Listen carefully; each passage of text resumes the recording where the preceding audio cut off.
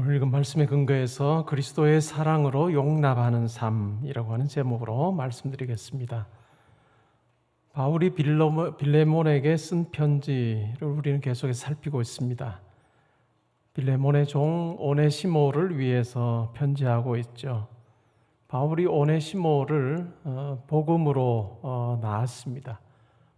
그가 갇힌 자로 있을 때 오네시모에게 복음을 전했고, 오네시모가 예수 그리스도를 믿게 됐다라고 하는 내용을 편지에서 적고 있습니다.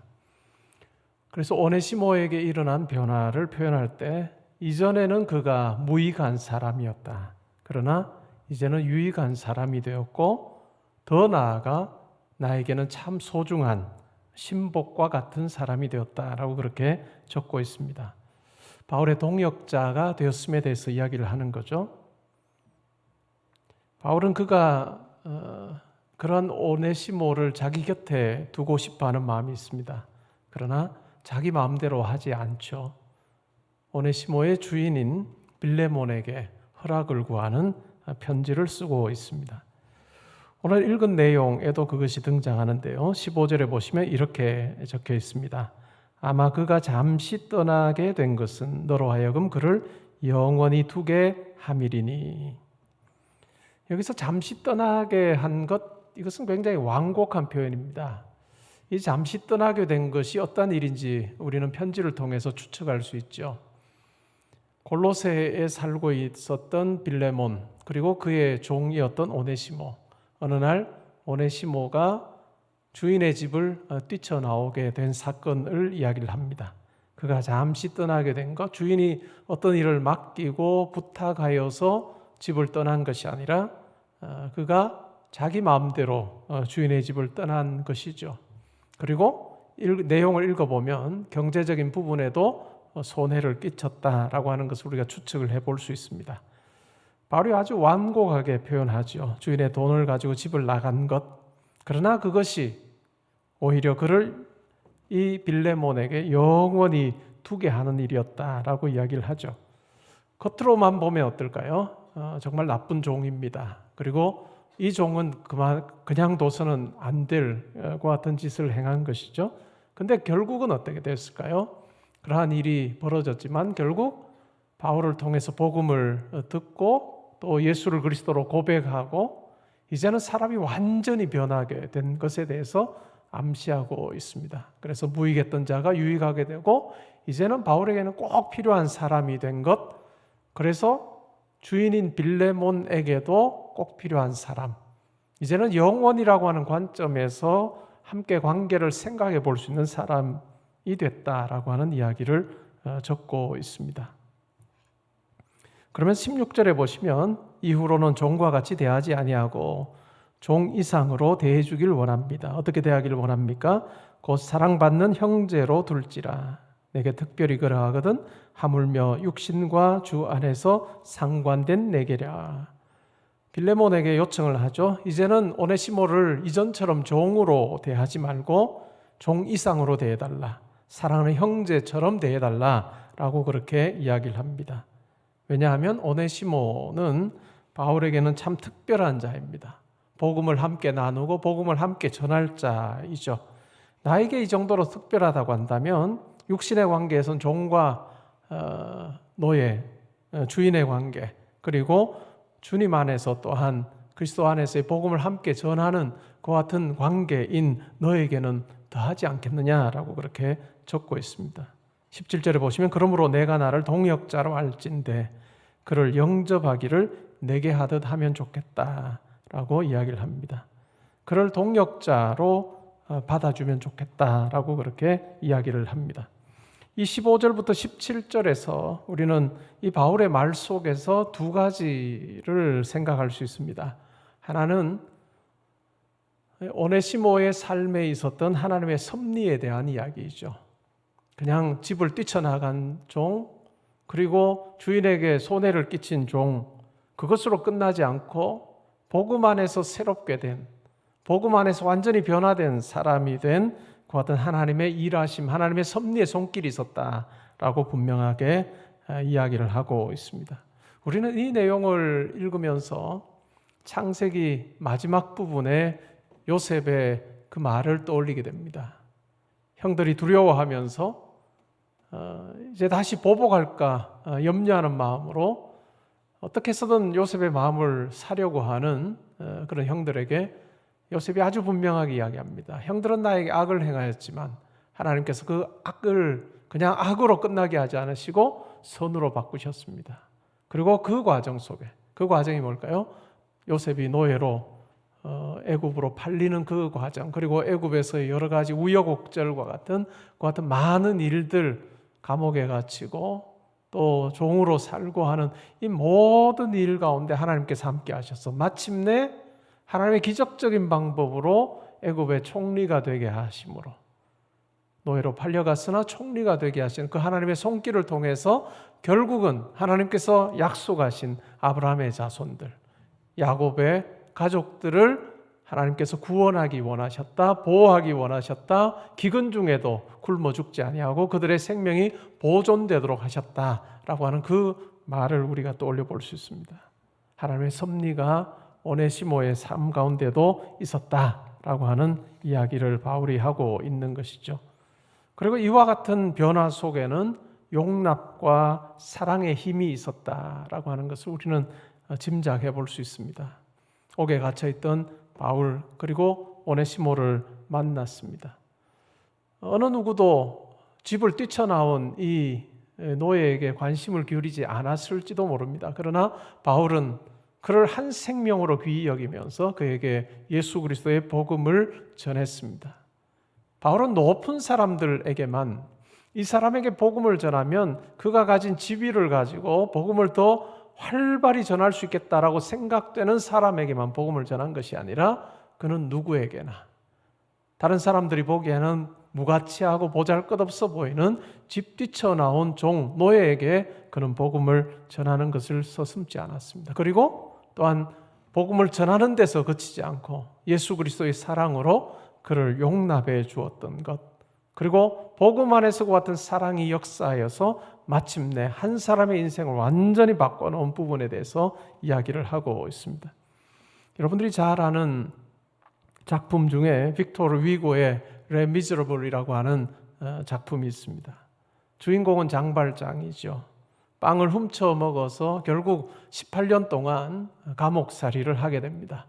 감옥에서 나오게 됐지만 어느 누구 하나 따뜻하게 맞아주는 사람이 없습니다.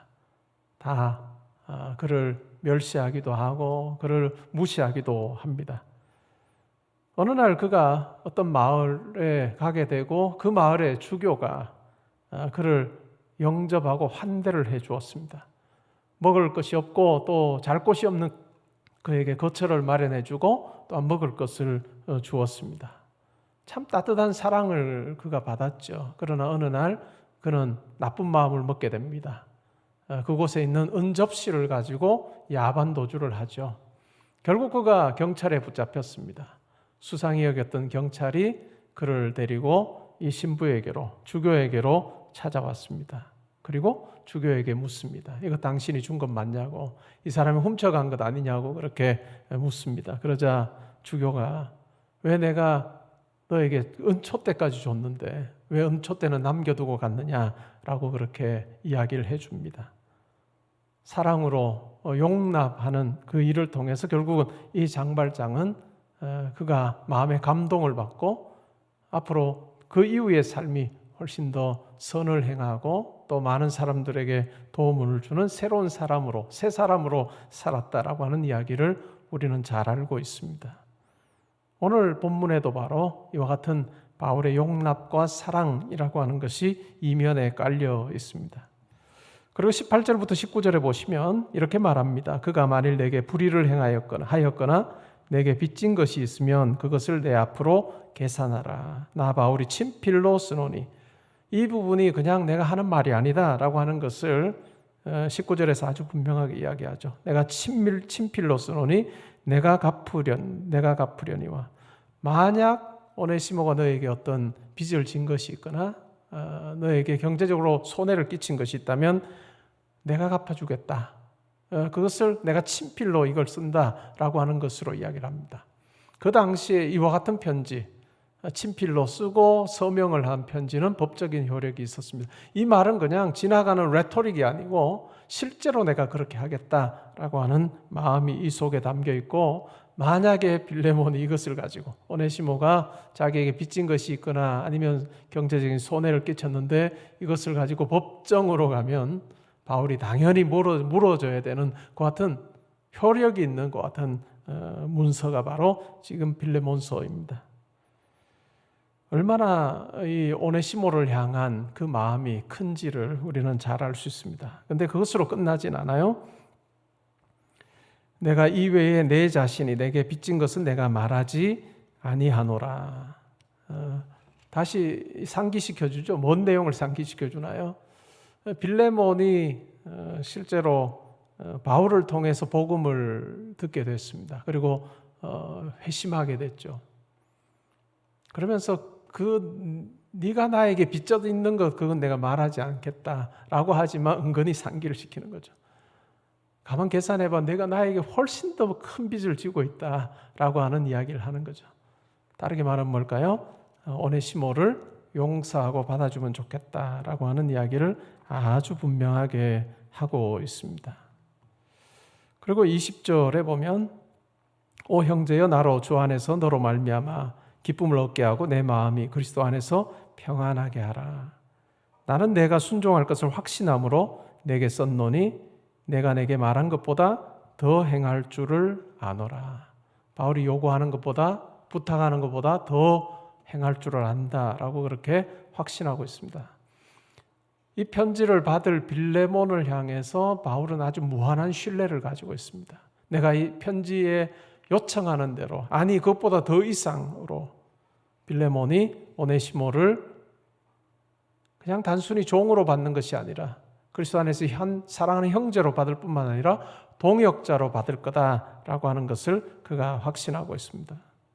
그리고 21절에 내가 말한 것보다 더 행할 줄을 안다라고 하는 이 말은 의견이 조금 분분한 그런 표현이긴 한데, 어떤 학자들은 이렇게 말합니다. 바울이 그냥 동역자, 사랑하는 형제 동역자로 받는 정도로 그치지 않고 실제로 노예인 오네시모를 자유자가 되게 하는, 자유자가 되게 하여서 복음을 전하는 일에 정말 열심내서 그 일을 감당할 수 있도록 하는 그와 같은 호의를 베풀어 줄 것을 바라는 그 같은 표현이라고 그렇게 이야기하는 학자들도 있습니다. 저는 그 입장에 동의를 하는 편입니다. 노예 해방까지. 그래서 자유케 함으로 그가 복음 전도자가 될 수 있도록 해달라라고 하는 그런 요청이다라고 그렇게 해석을 할 수도 있습니다. 1세기 말 그리고 2세기 초반에 교회 지도자였던 이그나티우스라고 하는 사람이 있습니다. 여러 교회들에 편지를 보냈는데 서머나 교회도 보내고 또 뭐 다른 에베소 교회도 보내고 그렇게 여러 편지를 보냈는데, 그 중에 에베소 교회에 보내는 편지에 보면 에베소 교회 감독 이름이 나옵니다. 누굴까요? 그 감독 이름이 바로 오네시모입니다. 그래서 우리가 이렇게 추측해 볼 수 있는 거죠. 빌레몬이 바울의 편지를 받고 바울이 요구한 것보다 더 오네시모에게 호의를 베풀어서 오네시모를 그냥 형제로 받을 뿐만 아니라 동역자로 인정할 뿐만 아니라 그가 더 이상 이제는 종이 아니라 자유자가 되게 함으로 마음껏 복음을 전할 수 있도록 해주었다라고 우리가 추측을 해볼 수 있습니다. 사랑을 베풀고 또 용납했던 바울이 주인인 빌레몬에게도 그와 같은 사랑과 용납을 베풀 것에 대해서 이야기를 할 때 그 사랑의 근거가 뭘까요? 네가 나에게 훨씬 더 많은 빚을 졌다라고 하는 것에서 우리가 확인할 수 있는 것은 바로 그 사랑의 근거는 바로 예수 그리스도의 사랑입니다. 죄 가운데 있던 너를 예수 그리스도께서 살리시고 이제는 더 이상 죄인이 아니라 의인의 삶을 살게 하신 그 놀라운 예수 그리스도의 사랑을 기억해라. 그리고 그 사랑 위에서 오네시모를 받고 용납하고 사랑하면 좋겠다라고 그렇게 요청하고 있습니다. 전북 김제에 가면 금산교회라고 하는 교회가 있습니다. 테이트 선교사가 세운 교회죠. 그러니까 아주 오래된 교회들은, 우리나라의 오래된 교회들은 선교사가 세운 교회들이 많습니다. 우리 교회도 선교사가 세운 교회이죠. 이 금산교회는 아마 1900년대 초반에 세워진 교회인 것 같은데요. 기역자 교회입니다. 기역자 교회. 왜 기역자로 교회를 지었을까요? 기와로 된 기역자 교회, 이렇게 기역자 모양으로 생긴 교회입니다. 그 당시의 교회들을 보면 기역자 교회가 많습니다. 왜 그렇게 기역자 교회로 만들었는가 하면 그때만 해도 남따였답니다. 오늘날은 예배당에 오면 성도님들이 남자 여자 가리지 않고 그렇게 앉죠. 뭐 부부로도 앉고 가족으로도 앉고 뭐 남자 여자 이렇게 가리지 않아요. 그리고 친구끼리도 앉고 그래서 뭐 강대상을 중심으로 왼쪽은 남자석, 오른쪽은 여자석 이런 게 없어요. 근데 그 당시만 해도 어떨까요? 아주 20세기 아주 초반 그때만 해도 다 남따였답니다. 그러니까 기역자 모양으로 해서 설교자가 가운데 서고 양쪽으로 앉는 거죠. 그래서 남자들은 이쪽, 여자들은 이쪽 이런 식으로 남따였다로 그렇게 회중석을 만들었던 교회들이 있었습니다. 근데 이 김제 금산교회, 이 금산교회의 시작은 그 지역에서 마방을 운영을 하던 부자였던 조덕삼이라고 하는 사람에 의해서 생기게 됐습니다. 교회가 시작됐던 거죠. 그 당시만 해도 선교사들이 말을 타고 지방으로 복음을 전하러 다닌 거죠. 근데 뭐 전주로 가거나 또 전라도 다른 지역으로 가려고 할 때 이 때로는 마방에 들러서 여러 가지 뭐 말들을 좀 이렇게 말을 탈 때 뭐 여러 기구들을 교체하기도 하고 또 말을 쉬게도 하고 하는 그와 같은 일을 했던 거죠. 그러면서 마방을 운영하던 조덕삼이 아무리 봐도 이 선교사가 너무 이상해 보이는 거예요. 자기 나라를 두고 이렇게 멀리까지 와서 고생하는 그런 선교사와 대화를 하게 되고 결국 이 선교사를 통해서 그가 복음을 받아들이게 됩니다. 그리고 자기 사랑처에서 교회를 처음 시작하죠. 그리고 그에게 종이 하나 있었는데 그 종이 이자익이라고 하는 종이었어요. 함께 교회에 출석을 했습니다. 그리고 신앙생활을 둘 다 열심히 해서 두 사람 다 집사가 되고 영수가 되었습니다. 근데 얼마 있지 않아서 이제 장로 선거를 한 거예요. 장로 선거를 했는데 한 50명 정도 성도가 모여서 장로 선거를 했는데 결과가 주인이 되지 않고 종이 장로가 됐습니다. 그래서 조덕삼 씨는 장로로 피택을 받지 못하고 이자익 씨가 장로가 된 거죠. 이렇게 50명이 투표 결과를 받아들고는 어땠을까요? 이거 큰일 났다. 이거 일어나서는 안 될 일이 벌어졌다라고 그렇게 생각을 했습니다. 그렇게 불안하고 두려워하는 사람들 앞에, 성도들 앞에서 주인인 조덕삼 씨가 장로로 피택받은 이자익을 내가 장로로 잘 받들어 섬기겠다고 그렇게 이야기를 해서 거기에 모여있던 사람들의 마음이 다 놓였습니다. 그리고 나서 주인이 이자익을 그에게 장학금을 주고 평양신학교에 가서 공부하게 했습니다. 그리고 평양신학교를 졸업을 하고 다시 금산교회로 담임 목사로 청빙을 했습니다. 자기의 종이었던 사람인데 신학 공부를 시키고 목사가 돼서 다시 그 교회로 돌아와서 사역을 하게 했습니다. 결국 이자익 목사는 3번이나 장로교회 총회장을 했습니다. 총회장 보통 한 번 하거든요. 근데 3번이나 장로교회 총회장, 우리 교단이죠 사실. 총회장을 할 정도로 큰 영향력을 끼쳤던 인물입니다. 조덕삼 장로의 어떤 그 기사를 봤더니 조덕삼 장로의 손자 중에 한 사람이 고 조세형 장로라고 지금은 돌아가신 것 같아요. 금산교회의 장로였고 국회의원을 3번이나 했던 사람이고 주일대사를 역임했던 사람이었대요. 그가 죽기 전에 이자익 목사의 손자 이규환 장로를 만난 적이 있대요. 그러면서 서로가 고마워하는. 그래서 이규환 장로는 고분자학 박사를 받고 중국의 연변과기대 교수로 그렇게 활동하고 있었는데 두 사람이 만난 거예요. 이 조세영 장로가 죽기 전에 조덕삼 장로의 손자인 조세영 장로 죽기 전에 두 사람, 그러니까 손자들끼리 만난 거죠. 그러면 서로 고마워하고 또 그때 일을 떠올리면서 정말 하나님께서 하신 놀라운 일이었다라고 서로 감사하는 그런 만남이 있었다는 것을 기사화한 것을 제가 본 적이 있습니다. 서울에 똑같은 형편에 처했던 교회가 있습니다. 종도 주인도 교회 한 교회를 다니면서 예수를 잘 믿어서 장로 선거를 했는데 이 교회처럼 금산교회처럼 결국은 종이 된 거예요.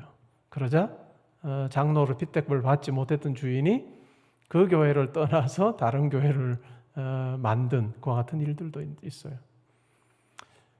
이런 모습을 보면 뭘까요? 정말 그리스도 안에서의 그 사랑 용납함이 뭔가라고 하는 것을 우리에게 잘 보여주는 그와 같은 내용이라 할 수 있습니다. 그리고 이어지는 내용에 보면 22절에 오직 너는 나를 위하여 숙소를 마련하라. 너희 기도로 내가 너희에게 나아갈 수 있기를 바라노라. 지금까지만 해도 계속해서 막 요청하고 이런 분위기였다가 갑자기 바울이 내가 골로새를 방문할 계획이 있는데 숙소를 마련해 달라라고 그렇게 요청하죠. 이런 요청하는 걸로 보면 이 빌레몬과 바울의 관계 자체가 참 돈독한 관계였고 이러한 부분을 그냥 기꺼이 이야기할 수 있는 그와 같은 관계였다는 것을 우리가 생각을 해볼 수 있습니다.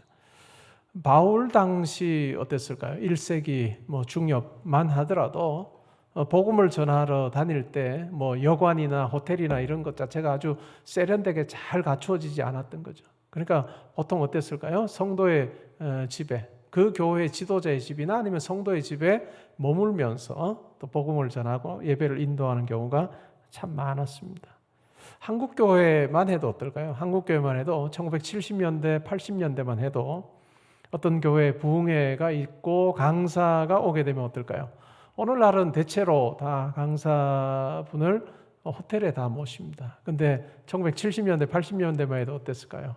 호텔에 모시지 않고 그 교회 성도의 가정에 모시는 경우가 많았습니다.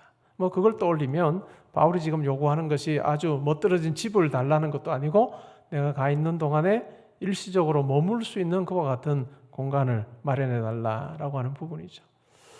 요즘 같이 교회 안에서의 그 헌신이 사라지는 때, 또 그리고 내 것을 막 이렇게 내놓아서 다른 사람을 섬기는 부분들이 점점 더 사라지는 때, 앞으로는 더 하겠죠.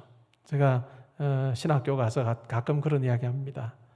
여러분들 때는 아마 여러분들이 여러분 교회 목사님을 보면서 목사님에게 성도님들이 막 하던 그러한 부분을 여러분들은 절대로 기대할 수 없는 그런 시대에 목회하게 될 거다. 섬김도 점점 더 사라지고 사랑이나 또 온정도 점점 더 메마르고 있는 그러한 시대에 사역을 하게 될 거다라고 하는 이야기를 하는데 앞으로 더 그럴 것 같은 그러한 시대를 우리가 살면서 이 바울이 빌레몬을 향해서 요구하는 이 내용을 우리가 떠올리며 하나님께서 나에게 사랑을 베풀 수 있고 또 하나님 은혜를 갚을 수 있는 많은 어떤 기회들을 나에게 주셨을 때 나는 과연 어떻게 반응하고 있는가 하는 부분도 우리가 한번 살펴보면 좋을 것 같습니다. 그 다음에 23절부터 25절까지가 인사말이죠. 그리스도 예수 안에서 나와 함께 갇힌 자 에바브라와 또한 나의 동역자 마가 아리스다고 데마 누가가 문안하느니라. 여러 사람의 이름을 거명하면서 문안 인사를 하고 있습니다. 그 중에 우리가 눈여겨볼 만한 사람이 누구일까요? 마가예요. 마가. 여러분 마가는 어떤 인물인지 여러분 잘 아시죠? 바울과 1차 전도여행 때 함께 갔습니다. 그러다가 전도여행 중에 돌아갔습니다. 무슨 이유였는지 우리가 알 수 없어요. 고향에 대한 그리움이 있었는지 아니면 뭔가 이렇게 불편함이 있었는지 마음이 아니면 두려움이 있었는지 자세히는 우리가 알지 못하지만 그냥 전도 여행 중에 그냥 돌아가 버렸습니다. 그 일로 인해서 바울은 마음이 굉장히 상했던 것 같아요. 그리고 1차 전도 여행을 마치고 2차 전도 여행을 할 때 바나바가 다시 마가를 데리고 2차 전도 여행을 가려고 해요. 그러자 바울이 아주 완강하게 거부합니다. 그래서 결국은 바나바와 같이 하지 못하고 바나바와 갈라서서 각자 전도 여행을 하게 됩니다. 그러면 그걸로 끝이 났으면 이 마가에 대해서 우리는 알지 못할 텐데, 결국은 바울의 편지를 보게 되면 디모데후서 4장 11절에 보면 이 마가에 대해서 이야기를 하면서 나의 일에 참 유익한 사람이다, 그는 나의 동역자다라고 그렇게 이야기를 하고 있습니다. 마가와 굉장히 밀접한 그 관련성이 있었던 사람이 베드로입니다.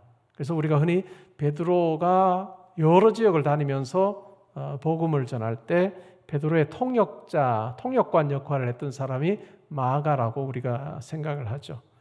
그래서 마가는 마가복음을 썼는데 이 마가복음은 사도에 의해서 기록된 그 복음서는 아님에도 불구하고 이 사도성이라고 하는 것을 우리가 인정하는 이유 중에 하나가 바로 이 베드로의 영향력 아래 있었던 마가이기 때문에 우리는 마가복음을 그렇게 받아들입니다. 마가는 사도가 아니지만 그러나 베드로의 큰 영향을 받았던 사람이기 때문에 우리는 마가복음의 권위를 인정을 하죠. 근데 베드로가 어땠던 사람일까요? 베드로 또한 주님을 3번이나 부인했던 사람입니다. 주님을 3번이나 부인했던 사람. 그러나 그 베드로를 주님이 그냥 모른 채 하지 않으시고 다시 베드로를 사랑으로 감싸 주십니다. 네가 나를 사랑하느냐?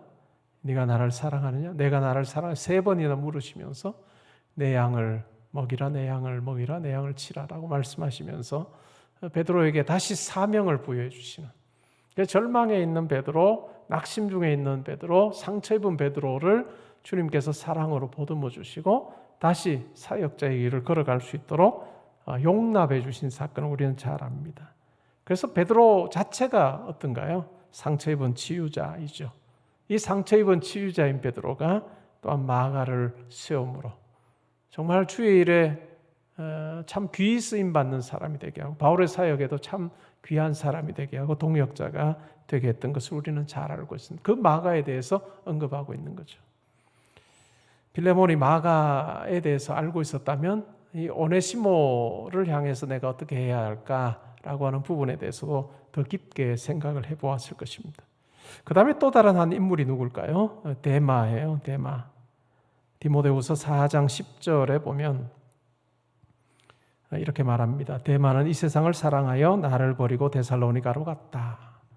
빌레몬서가 디모데후서보다는 몇 년 일찍 쓰인 편지인데 이때만 해도 이 데마는 바울과 함께 있습니다. 그러나 몇 년이 지난 후에는 데마는 이 세상을 사랑하여 나를 버리고 데살로니가로 갔다. 그 당시에 아주 큰 도시였던, 인구 80만이나 되었던 이 데살로니가로 가버린, 마치 예수님의 제자 중에 예수님을 배반한 가룟 유다처럼 변심한 자, 그가 바로 데마이죠.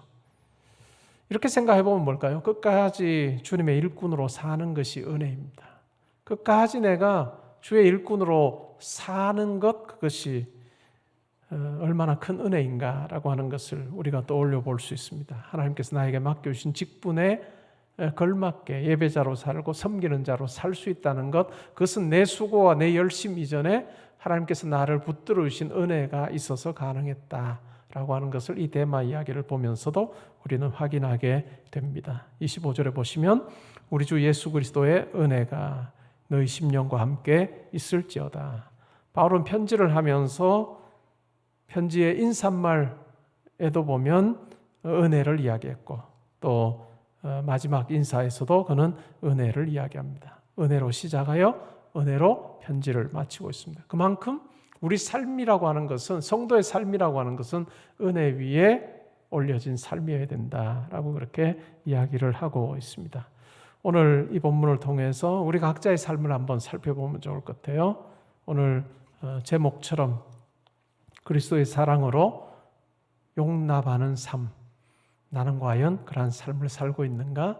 또 하나님께서 나에게 용납할 기회를 주셨을 때, 사랑할 기회를 주셨을 때 나는 얼마나 그 사랑을 잘 실천하고 있는가 한번 살펴보면 좋겠습니다. 결국은 우리 삶에 사람들이 남는다고 하는데 그 사람이 남는 것은 그냥 남지 않죠. 내가 사랑으로 용납했을 때 결국 그 사람이 내 인생에 남는다는 것 기억하면서 우리도 바울처럼 또 더 궁극적인 모델이신 예수 그리스도처럼 다른 사람들을 용납함으로 더불어 함께 인생을 사는 많은 사람들이 있는 축복된 삶이 있으시기를 주님의 이름으로 축복합니다. 아멘. 우리